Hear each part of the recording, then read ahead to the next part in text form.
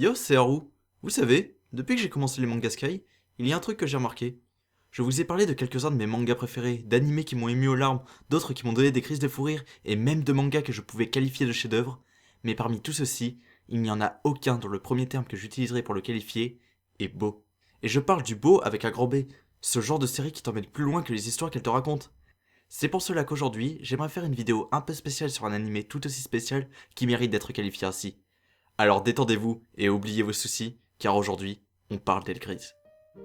El Grise ou Aibaner Renme est un animé de 13 épisodes qui... Quoi? Tu te demandes pourquoi j'ai pas introduit la vidéo comme d'habitude? Bah, je t'ai dit que c'était une vidéo un peu spéciale, tu suis pas? Bref, comme je disais, El Grise ou Aibaner Renme est un animé de 13 épisodes basé sur une série de doujinshi écrit et dessiné par Yoshitoshi Abe. Doujin quoi? Doujinshi, il s'agit de mangas amateurs distribués hors des circuits de diffusion traditionnels. Bon, en fait, c'est un peu plus large que ça, mais ce serait trop long à expliquer. Et en plus, ce n'est pas le doujinshi qui va nous intéresser, mais son animé. L'animé a été produit par le studio Radix, studio qui est derrière le célèbre Tenku Techo Nasuka. Quoi? Tu connais pas cet animé? Je suis pourtant presque sûr que t'as déjà vu au moins un extrait. Tu me crois pas? Ben, c'est cet animé-là. Juste là. L'extrait qui passe. Je savais qu'il ne vous était pas inconnu. Mais retournons à notre sujet principal. L'anime a été réalisé par Tomokazu Tokoro et a été diffusé d'octobre à décembre 2002. Mais de quoi ça parle Aibaner Renme? Ouais, je jongle entre les deux titres.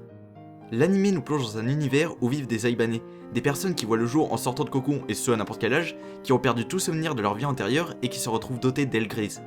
Ils sont nommés en fonction des rêves qu'ils faisaient avant de venir au monde. La majorité des Aibanais vivent dans la vieille maison, cette vieille maison où Raka, une nouvelle Aibanais, va voir le jour.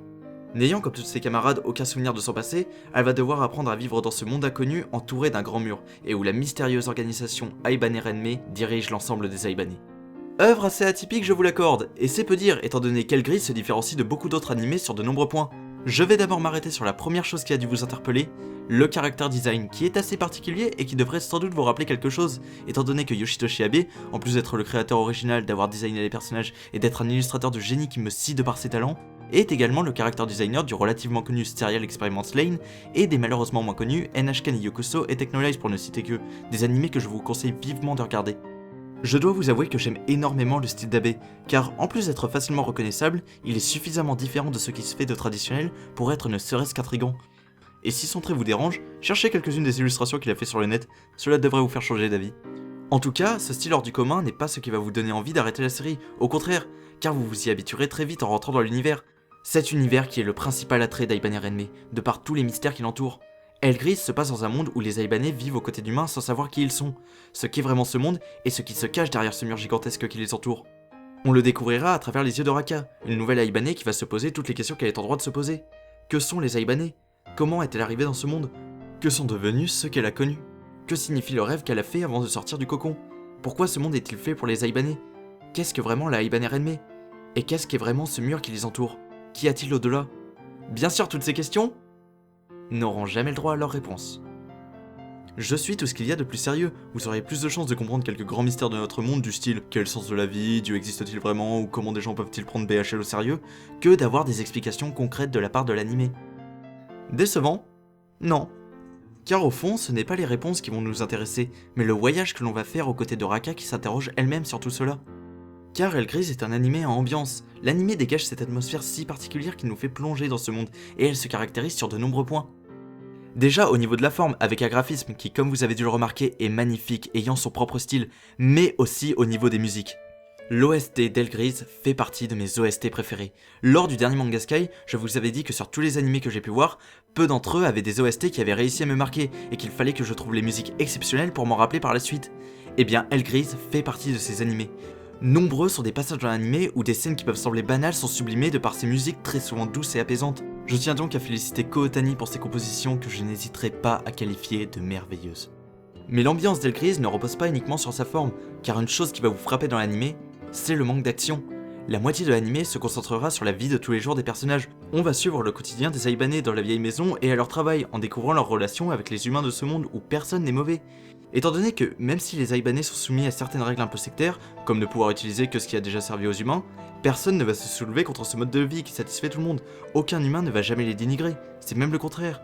Les seuls qui seront à l'origine des souffrances des Aibanais, ce sont les Aibanais eux-mêmes et non pas par envie.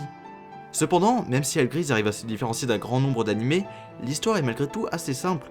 Comme je vous le disais, une partie de l'animé nous fera découvrir les modes de vie dans ce monde, mais arrivé à la seconde moitié, on découvrira avec Raka que tout n'est pas rose pour les Aibanais, ce qui amènera à nous faire poser encore plus de questions, et à faire douter plusieurs personnages. D'ailleurs, au niveau des personnages, ne vous attendez pas non plus à avoir un grand développement. Les personnages sont bien sûr très bien écrits, mais ils ne sont pas transcendants dans leur écriture.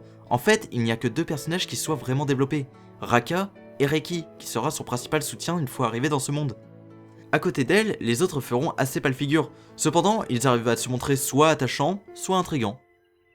Mais revenons-en là où on en était, cette deuxième partie se montre très intéressante du fait qu'elle nous interroge vraiment sur l'univers et sur la condition des Aibanais.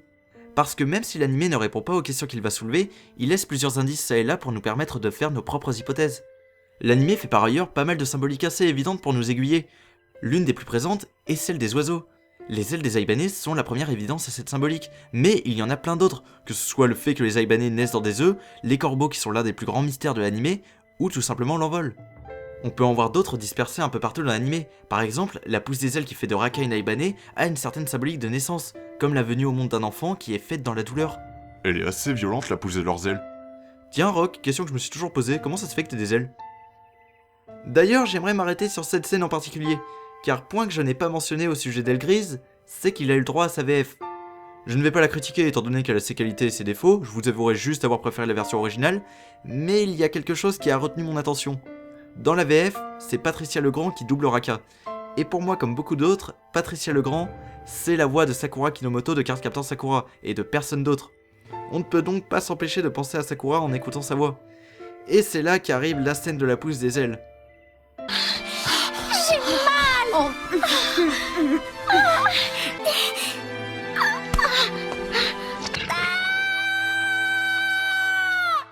Haru, t'es sérieux? Wow, Rock, calme-toi! Arrête ça et reprends la vidéo tout de suite. Ok!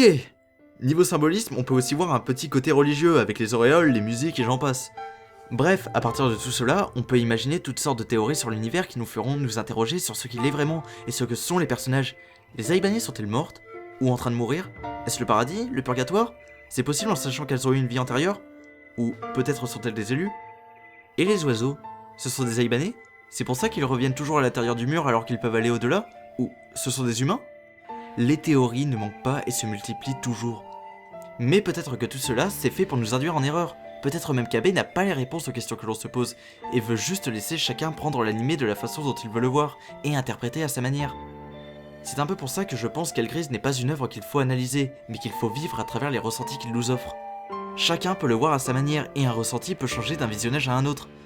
D'ailleurs, si je pouvais vous résumer de manière purement personnelle ce que j'ai vu en cet animé, et j'insiste bien sur le personnel, c'est juste mon avis, je ne dis pas que c'est la vérité, je dirais qu'Hellgrease nous montre ce que pourrait être notre monde sous un nouveau point de vue, en se plaçant dans un univers assez magique, mais presque autant que le nôtre. On va nous montrer des gens qui vivent sans les problèmes que pourrait avoir une société, où l'on n'a que faire des différences, mais également des personnages auxquels on s'attache, vivre, rire, pleurer, s'énerver, avoir des regrets, culpabiliser, être effrayé. Ce monde rendant ces sentiments qui sont souvent liés à leurs interrogations totalement sincères. Et ce n'est qu'une façon de le voir, si je le revoyais je verrais sans doute autre chose. En fait, je me rends compte que je ne vous ai pas dit grand chose sur Hellgrease, mais c'est justement parce qu'on ne peut pas expliquer cet animé, il faut le voir par soi-même pour le comprendre. Car plus qu'un animé, je dirais qu'Hellgrease est une expérience. Un moment où l'on oublie tout ce qui nous tracasse pour être plongé dans un univers que l'on ne comprendra jamais totalement, mais qui a très peu de chances de vous laisser indifférent. Certains risquent de relativiser ce qu'ils vivent après leur visionnage, d'autres risquent de pleurer, d'autres encore vont réfléchir, et c'est bien pour cela que cet animé est incroyable, et que je vous demande de le regarder. Quand j'ai découvert cet animé, je me le suis regardé 2 fois d'affilée, et même si avec du recul, je ne pourrais pas dire qu'il s'agit de l'un de mes animés préférés, ni qu'il m'ait vraiment ému, mon sentiment après l'avoir fini a toujours été le même. Cet animé est un chef-d'œuvre qui m'a fait vivre quelque chose que je n'avais jamais vécu. Hellgrease, c'est beau, et vous le comprendrez quand vous vous lancerez. Mais c'est justement parce qu'il est différent des animés standards qu'il n'est pas connu du grand public, donc j'espère que malgré son originalité, vous ferez l'effort de vous pencher sur cette œuvre. Ben dis donc, voilà un manga sky bien ardu à faire, j'espère qu'il vous aura plu. Si vous avez aimé, n'hésitez pas à me le faire savoir avec un pouce vers le haut ou en me le disant en commentaire. Si à contrario vous ne l'avez pas aimé, n'hésitez pas à mettre un pouce vers le bas et à me dire dans les commentaires que je raconte n'importe quoi. Sinon, tu peux t'abonner, partager ou me suivre sur les réseaux sociaux. Et jusqu'à la prochaine fois où je vous promets qu'on parlera de quelque chose qui bouge un peu plus, j'ai plus qu'à vous dire, allez, c'était Haru, salut!